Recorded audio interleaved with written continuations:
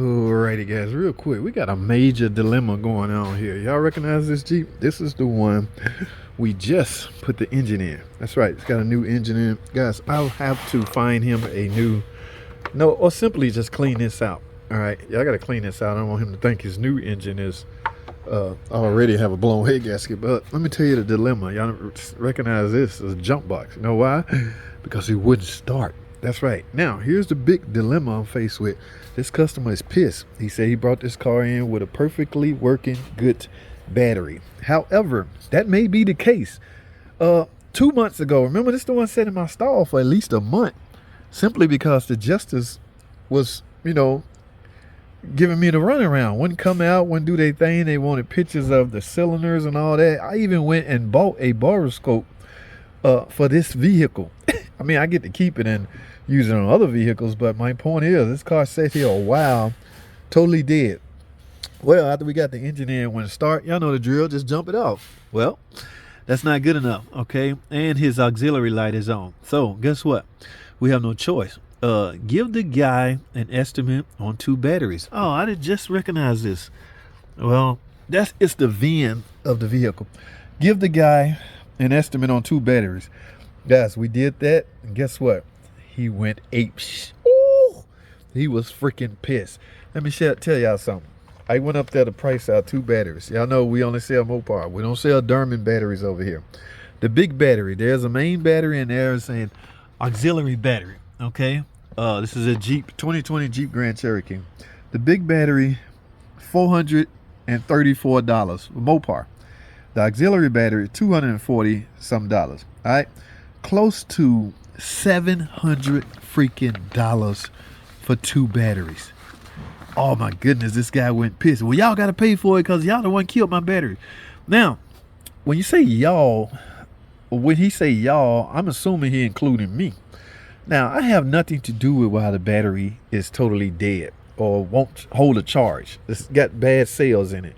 All right. In fact, I don't know if anybody could literally cause that. I don't know. It just, y'all ever heard of the term coincidence? Yes, guys, it's real. It's a coincidence that some things just happen. All right. So, yes, he is pissed. All right. So he needs $700 worth of batteries. Now, granted, remember what I said. Auxiliary light is on and the main battery won't hold a charge. All right. Fast forward. Ta-da.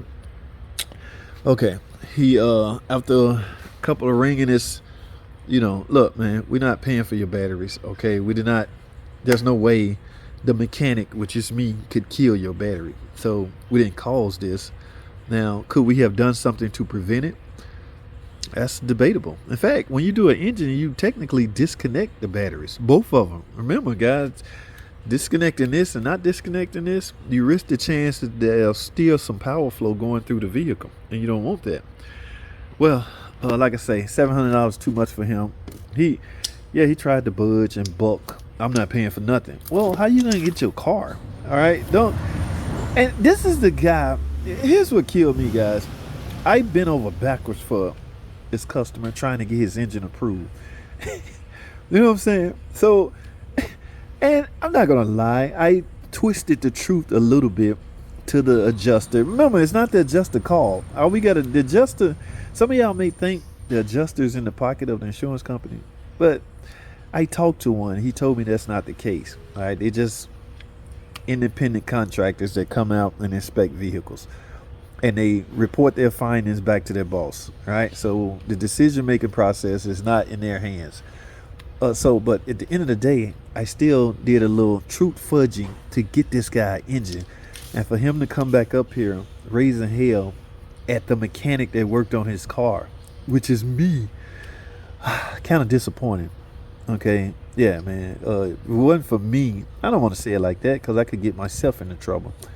But you wouldn't even have. They would have declined it and just left you hanging.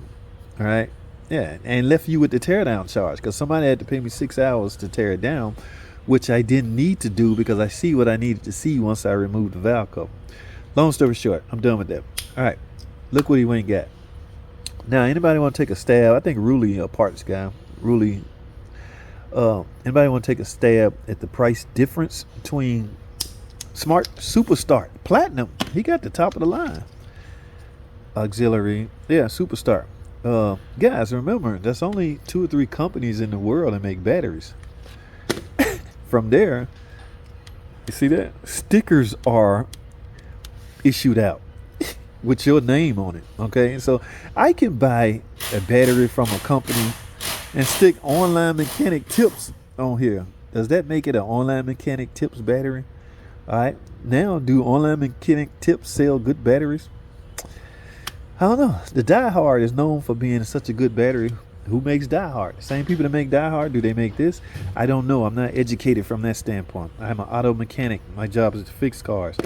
I let you guys dictate that conversation and how it should go. But again, this is what he got me. I want to know the price difference. Now, I'm curious. Did he save a lot of money? It's still, at the end of the day, it's still 2 new batteries. All right? At the end of the day, the warranty probably the same. I don't know. But I'm getting ready to install these batteries. And I was just a little disappointed in the guy for basically accusing me of killing his batteries. This is no fun, guys. Remember, the seat got to come as high as possible. I seen one guy remove the seats. You don't have to remove the seats. You just have to gain access. And please pay close attention to this. Don't just leave these hanging. Okay, these are important, guys. This route to the outside of the car. As your car is running and charging, there's a potential chance that hydrogen gases can escape the battery. If those gases have no way out, guess what? They're going to be in here. You don't want to be inhaling that. I don't know what it can do. It don't matter. I just don't think it's something you want to be inhaling.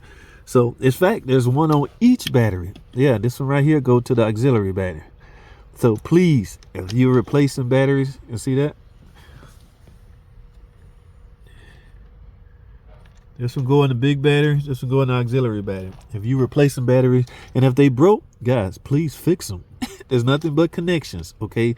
Do not put a battery in and not use the escape route of the potential hydrogen gases. All right? Now, let me get this in. And guess what? I'm doing it for free. Yeah, imagine that, all right? He fussed and fussed and fussed. I would have put him on for free anyway, but you know, just because I'm that type of guy and I feel some type of way. But after finding out he was a little hard on the poor mechanic, my feelings was hurt.